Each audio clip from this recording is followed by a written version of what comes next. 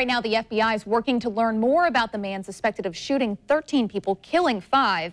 However, authorities have not yet called the shooting an act of terror. Now, this is a mugshot of accused shooter Esteban Santiago. He is now in Broward County Jail. Santiago has been charged with murder. He flew from Anchorage to Minneapolis to Fort Lauderdale via Delta with only one bag. Inside of that bag was a gun. Once he got the bag, police say Santiago went into the bathroom, loaded the weapon, and came out of that restroom shooting. He did not resist when he was taken into custody. He's going to appear before a judge on Monday. This video shows the people running on the tarmac to escape the shooting. The law enforcement was still combing the scene late into the night.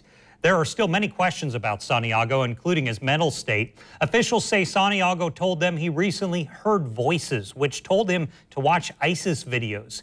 He lived in Alaska and worked as a security guard. He had also served in the Puerto Rican and Alaskan Army National Guards. He was given a general discharge last year for an unsatisfactory performance. He was not on the radar for any possible terrorism ties. Afterward, he was taken into custody. He voluntarily checked himself into a hospital for a mental health evaluation. Right now, there is no known motive. Well, this morning, there are flights from Jacksonville to Fort Lauderdale that have been canceled. In fact, one was supposed to leave this morning. The tragedy that unfolded at the Fort Lauderdale Airport is putting a spotlight on what experts call soft targets. Chris Parento is live at JAX. Chris, have you seen extra security there today?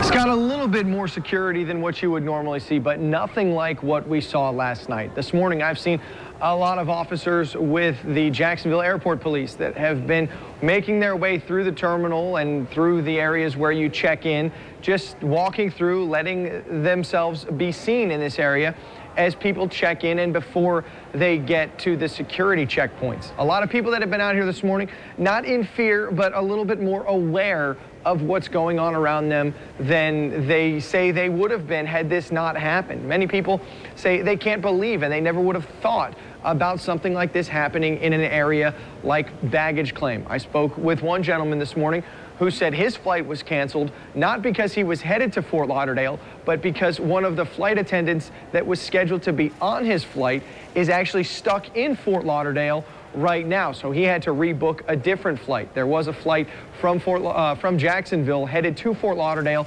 that was supposed to take off at 6:15 this morning that was canceled. Also a flight from Fort Lauderdale to Jacksonville that I saw earlier, a JetBlue flight that has also been canceled coming in here from Fort Lauderdale this morning. Many people that I've talked to this morning are hopeful that because of this, some good comes out of it, that maybe there's extra security in these parts of the airport that you don't have to go through security to get to.